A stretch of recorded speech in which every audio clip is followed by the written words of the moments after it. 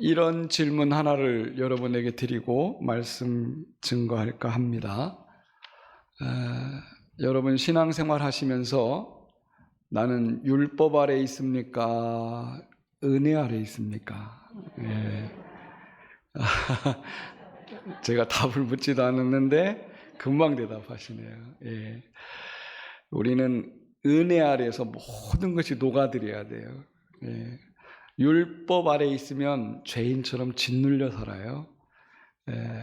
오늘 예수님께서 주신 이 마태복음 12장은 내가 율법 아래 지금도 살고 있는지 아니면 은혜 아래 살고 있는지에 대한 그런 논쟁에 대한 문제를 다루시고 있습니다. 이런 예화를 제가 하나 들어서 오늘 본문을 이해를 돕고자 합니다. 어떤 유명한 미술관에 화재가 났습니다. 화재가 나면 그 작품들이 그 안에 들어있는데 경비원은 매뉴얼에 따라서 작품이 도난당하지 않도록 어떻게 할까요? 문을 전부 다 내립니다. 화재가 나면 도둑놈이 들어와서 훔쳐갈 수도 있잖아요. 그러니까 경비원은 매뉴얼대로 철동같이 그냥 문을 다 잠굽니다. 그런데 소방관이 달려왔어요. 소방관이 달려왔는데 이 소방관은 작품들을 어떻게든 꺼내야 되는데 경비원은 자기가 매뉴얼대로 나는 문을 닫아야 됩니다. 도난당하면 자기가 책임을 져야 되니까. 여러분 그런 광경을 여러분 상상해 보세요. 오늘 본문이 그런 얘기예요. 예수께서는 사람을 살리러 왔는데 바리새인 율법학자들은 법을 더 매뉴얼대로 지켜야 된다. 이렇게 하니까 예수님과 바리새인들이 논쟁이 벌어질 수밖에 없었어요. 그래서 본문에 보면 제가 4꼭지로 논쟁 4가지를 여러분들과 함께 나누면서 오늘 우리에게 주시는 말씀이 뭘까를 묵상하겠습니다. 첫 번째 논쟁은 뭐냐면 안식일 논쟁이에요. 안식일 논쟁. 자, 먼저 답을 우리가 먼저 갖고 이 문제를 다뤄보겠습니다. 8절에 보니까 인자는 안식일의 주인이다. 예수님이 그렇게 말했어요. 자, 안식일의 주인이면 안식일을 누가 더 잘 알겠어요? 예수님이 더 잘 알죠. 예수님은 안식일을 만드신 하나님이십니다. 창세기에 보면 안식일은 창조 때 하나님이 특별하게 복의 날로 만드셨어요. 그러면 누구보다도 이 안식일의 목적과 의미를 너무나 잘 아시는 분은 누구겠어요? 예수님이죠. 그런데 바리새인들이 안식일을 더 잘한다고 생각하는 거예요. 여러분 우리도 신앙생활하면서 하나님을 능가하는 나의 고집이 있을 수 있습니다. 잘 들어보세요. 어느 날 예수님이 안식일에 제자들과 함께 밀밭 사이로 가셨다라고 이렇게 써 있어요. 일부러 가셨나 봐요. 밀밭 사이로 안식일에 지나가시는데 마침 제자들이 배가 고파가지고 밀을 가지고 서리를 해 먹었어요. 밀서리 해보셨죠? 저도 어릴 때 많이 해봤는데 밀서리를 해가지고 이거를 제자들이 먹었단 말이에요. 그러니까 그 장면을 보고 있던 바리새인들이 난리가 난 거예요. 여러분 왜 난리가 났을까요? 밀을 가지고 일을 했으니까 너희들은 전부 다 범죄자다. 안식일법을 어겼다. 이렇게 말하는 겁니다. 여러분 유태인들은요 당시에 안식일날 하지 말아야 될 노동법을 39가지를 갖고 있었습니다. 그 내용을 보면 수확을 할 수 없고요 타작을 할 수 없었습니다. 그런데 지금 밀을 이렇게 비벼 먹은 건 뭘까요? 타작을 한 거예요. 타작을. 이거에 걸려버린 거예요. 심지어는요 글을 쓰기도 못했어요. 여자들이 바느질을 하다가 여기다 꽂고 다니면 그것도 안식일법에 어기는 거예요. 그만큼 너무나 까다로웠어요. 그러니까 안식일은 하나님께서 복을 주려고 만든 날인데 유대인들은 법으로 그걸 규정해가지고 사람들을 정죄하려고 만들었다는 거예요. 그런데 문제가 생겼어요. 유대인들에게 어떤 문제가 생겼냐면 전쟁이 터졌어요. 그럼 어떻게 해야 될까요? 안식일 날 전쟁이 터졌어요. 그럼 어떻게 해야 될까요? 어떻게 해야 될까요? 여러분, BC 164년에 마카비 혁명이라는 게 있었습니다. 유대인의 제사장 집안이 헬라 제국을 대항해서 전쟁을 벌인 거예요. 그게 마카비 혁명인데, 전쟁을 한참 하다가 안식일이 딱 시작됐어. 병사들이 전부 다 칼과 방패를 놓고 안식일을 지켰어요. 어떻게 됐을까요? 완전히 몰살당했습니다. 여러분, 이게 말이 돼요? 안식일이 사람에게 복을 주고 사람을 살려야 되고 생명을 살리는 안식일인데 오히려 안식일 날 사람들이 전쟁에서 다 죽어버렸어요. 그래서 유대인이 완전히 패했습니다. 그때 유대인들이 안식일법을 바꿨어요. 자기들이 전쟁 일어나면 칼을 들 수 있다. 그날만은 예외다. 여러분, 그렇게 해가지고 전쟁이 나면 그때는 안식일법을 예외로 한다. 이렇게 바꾼 거예요. 얼마나 편리해요? 그리고 또 추가했어요. 화재가 나도 그때는 안식일법을 안 지키고 생명을 살려야 된다. 또 중병이 걸렸어. 그때도 안식일법을 지키지 않아도 된다. 안식일 날 만삭된 여인이 아기를 낳아야 돼. 어떻게 하게 되겠어요? 그 아기를 받아야 되는데 그것도 예외로 한다. 여러분, 사람이 이렇게 야비해요. 생명에 관해서는 긴급 상황이라 안식일법도 그냥 예외로 한다. 그런데 바느질을 꽂고 다니면 범죄자야. 이게 말이 돼요? 그렇게 하니까 여러분, 너무나 사람들이 안식일법 지키는 게 너무 힘들어요. 여러분, 지금도 유대인들은요, 현대 유대인들을 한번 봅시다. 전기 사용하는 것을 불 피우는 것으로 간주해가지고요, 안식일 날은 전기를 끄지도 않아요. 스위치 내리면 그것도 일이라고 생각해요. 지금도 그래요, 유대인들은. 그래가지고 엘리베이터를 타려면요, 엘리베이터를 눌러야 되잖아. 누르는 것도 일이야. 그러니까 엘리베이터가 어떻게 나냐면 엘리베이터가 하루 종일 층층마다 섰다 열렸다 섰다 열렸다 계속. 유대인들은 지금도 그래요. 안식일법 어기지 않으려고.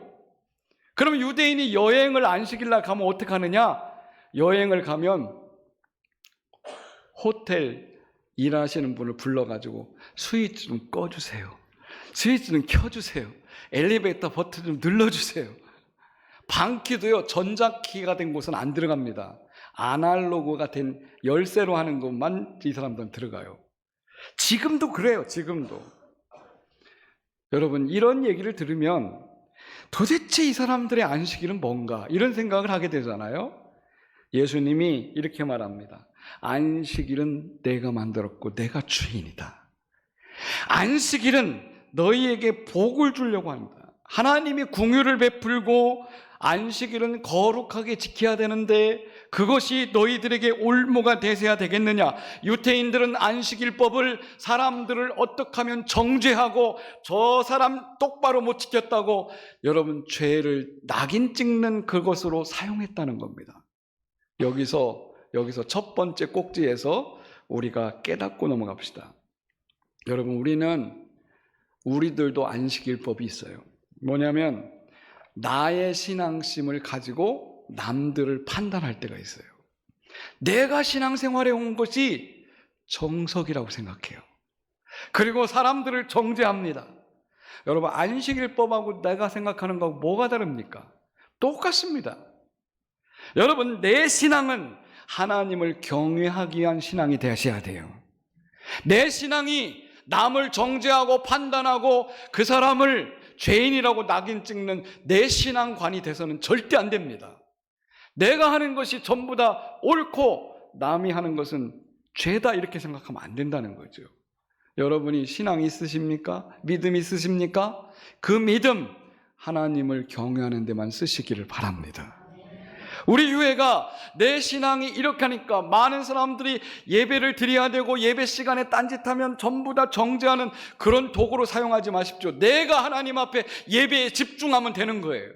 하나님 앞에 내가 드려지면 되는 겁니다. 유대인들은 그러지 않았습니다. 안식일법을 자기들이 만들어 놓고 자기도 못 지키면서 남도 정죄하는데 사용했다는 것입니다. 두 번째 꼭지로 넘어가겠습니다. 22절부터 귀신 논쟁이 나옵니다. 귀신 논쟁과 성령 모독죄에 대해서 나오는데요. 어느 날 귀신이 들려가지고 눈이 멀고 말 못하는 사람을 예수님께 데려왔습니다. 그리고 바리새인들이 이렇게 말합니다. 안식일인데 이 사람을 고쳐주는 게 맞습니까? 내버려 두는 게 맞습니까? 여러분, 아까 제가 말씀드렸잖아요. 안식일법에는 생명과 관계된 것은 어떻게 해야 된다고요? 예외라고 그랬잖아요. 그런데 지금 귀신이 들려가지고 이 사람이 눈도 멀고 말도 못해. 생명과 관계 있어요, 없어요? 네? 아니, 지금 당장 안 죽잖아요, 이 사람. 지금 당장 안 죽잖아요. 생명과 관계 있어요, 없어요? 없죠? 고쳐줘야 돼, 말아야 돼? 고쳐주면 이제 바리새인들한테는 난리가 나는 거야. 예? 출산도 아니고 전쟁도 아니고 화재도 아니야. 중병도 아니야. 그냥 앞못 보고 말 못하는 거야. 그때 예수님께서 너희 집에 양 한 마리가 웅덩이에 빠져 있으면 안식이라고 그 양 죽이겠느냐? 그 당연히 건져줘야죠. 양새끼인데. 그러면서 이 말 못하고 눈먼 사람을 예수님이 치료해줘요. 여러분, 예수님이 이 사람에게 있는 귀신을 내쫓은 겁니다. 그러니까 이때 이 사람들이 말할 것이 없으니까 바리새인들이 더 이상 예수님 흠잡을 게 없으니까 말 못하고 귀신을 내쫓은 가지고 시비를 거는 거예요.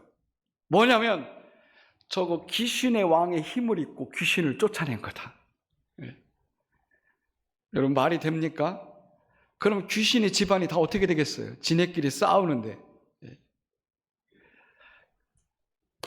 여러분, 예수님께서는 이렇게 말합니다. 내가 하나님의 성령을 힘입어 귀신을 쫓아냈느니라 그래요. 네. 무슨 힘으로 귀신을 쫓아냈어요? 하나님의 성령의 힘으로 쫓아냈다 그래요. 여러분도 할 수 있을까요, 없을까요? 오늘 여러분들도 예수님처럼 성령에 의지해서 우리도 귀신 축출할 수 있습니다. 나사렛 예수의 이름으로 명하면 분명히 되는 줄 믿으시기 바랍니다. 그런데 성령이 하시는 일을 가지고 지금 뭘로 둔갑 뒤집어 씌운 거예요? 귀신의 일로 뒤집어 씌운 거예요. 성령이 하시는 그 일을 귀신이 했다고 뒤집어 쓰면서 성령이 하는 일을 방해해버린 거예요.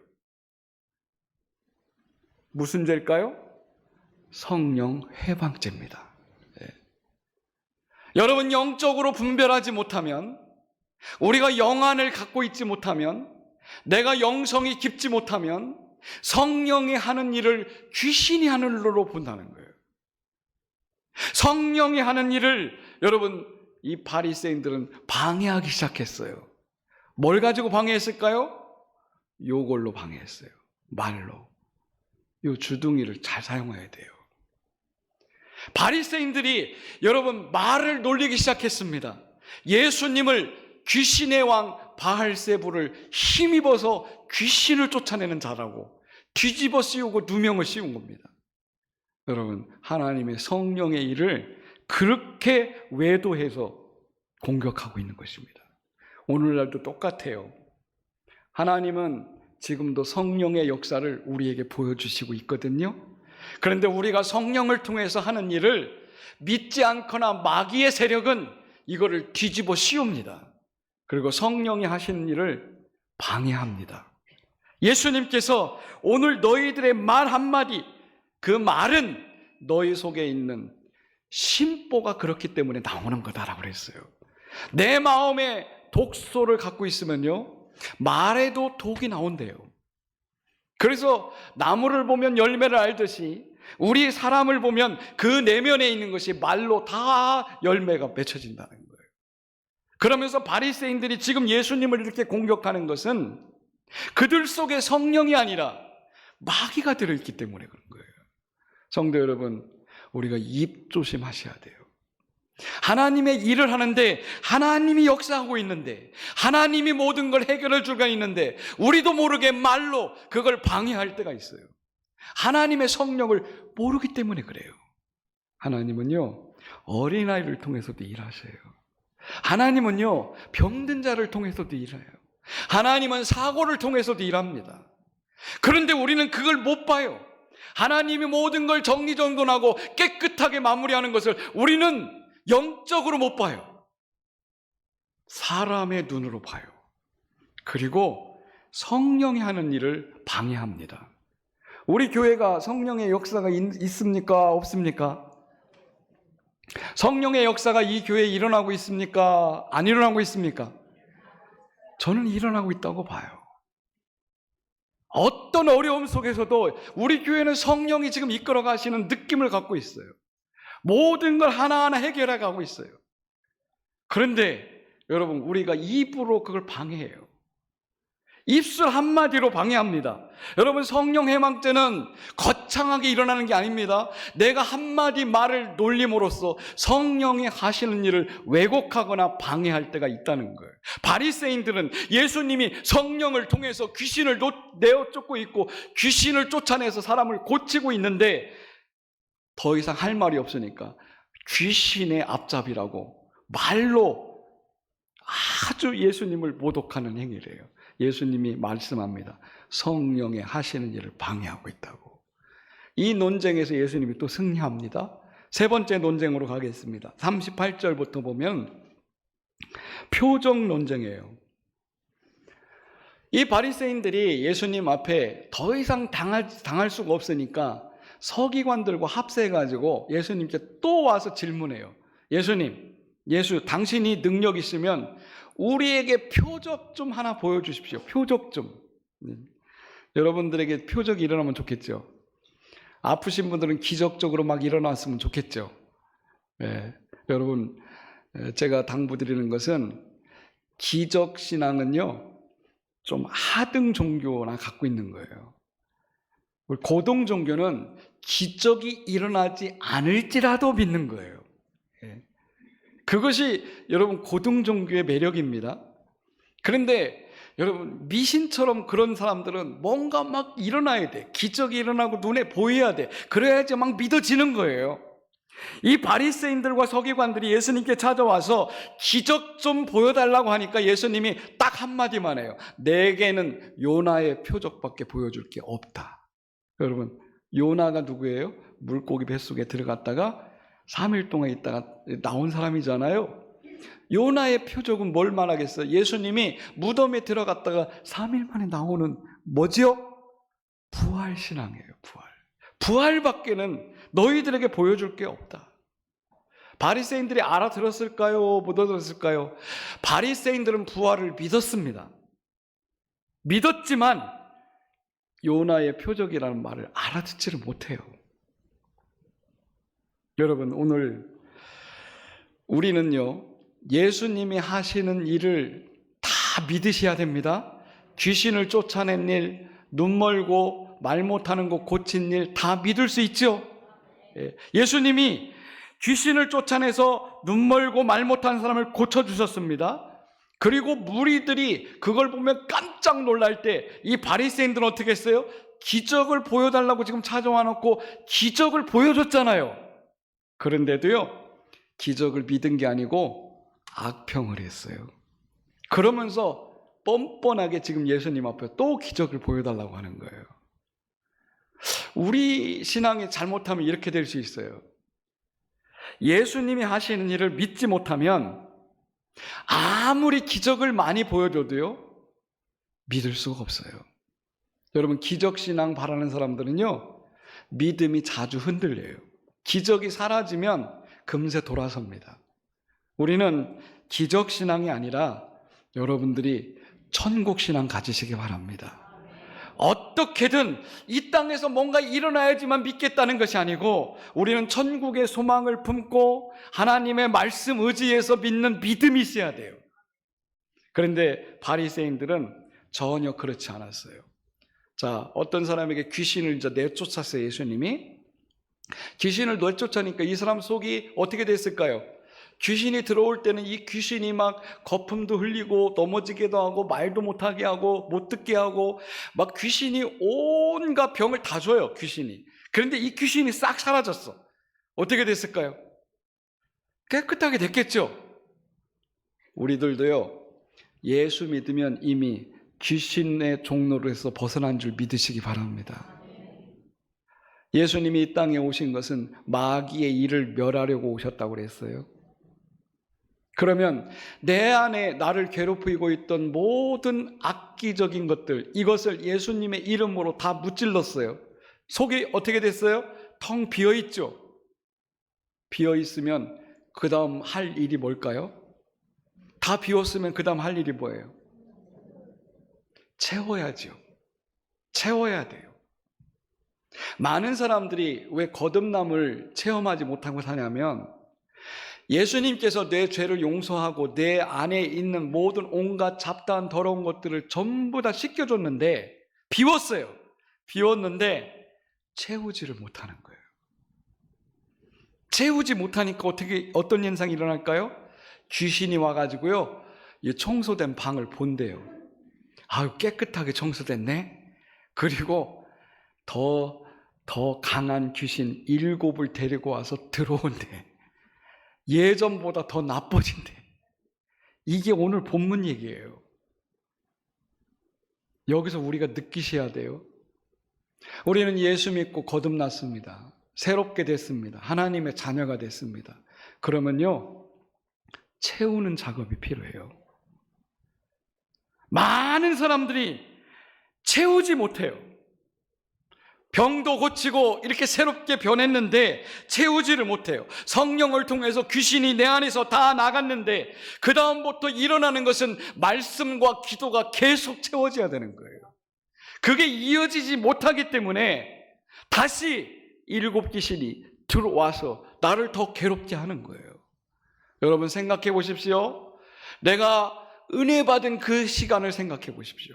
은혜 받을 때는 눈물 콧물 다 흘리면서 하나님 앞으로 이렇게 잘 살겠습니다 했는데 돌아보면 그렇게 살지 못할 때가 너무나 많았어요. 그러면서 힘들어합니다.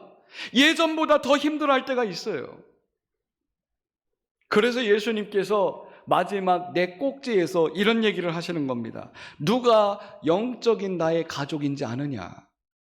영적으로 내 가족이 확실히 된 사람들은 어떤 사람인 줄 아느냐? 그것을 4번째 꼭지에서 말씀합니다. 여러분 유태인들처럼 혈통을 좋아하는 사람 없을 거예요. 여러분이 성경에서 여러 번 볼 수 있겠지만 신약 성경의 출발도 뭐였죠? 족보였어요. 족보가 많이 기록된 것은 뭐냐면 혈통을 중시한다는 거예요. 그래서 혈연관계를 이 사람들은 너무나도 중요하게 생각해요. 왜 혈연관계가 이들에게 그렇게 중요할까요? 자기들은 하나님의 선민이라고 생각하는 거예요. 그래서 피를 타고 나면 모두 다 하나님의 백성으로 구원받는다고 자기들이 그렇게 믿고 있어요. 그래서 혈통은 너무나 중요한 거예요. 그런데 예수님께서 파격적인 선언을 하십니다. 누가 내 어머니고 누가 내 형제고 누가 내 자매인가? 이 질문을 예수님이 반대로 하는 겁니다. 그러면서 예수님이 결론적으로 이렇게 말합니다. 누구든지 하늘에 계신 아버지의 뜻대로 하는 자가 내 형제요, 내 자매요, 내 어머니다. 여러분 이게 결론이에요. 정말 성령으로 거듭난 사람의 삶은 누구냐? 그 사람이야말로 하나님의 가족인데 내 말을, 내 뜻을 행하는 자라야 할지니라. 이게 무슨 말입니까? 우리가 예수 믿고 마음에 평안을 얻고 마음이 홀가분해지고 편안하게 변했어요. 그런데 그 상태로 가만히 있어서는 안 된다는 거죠.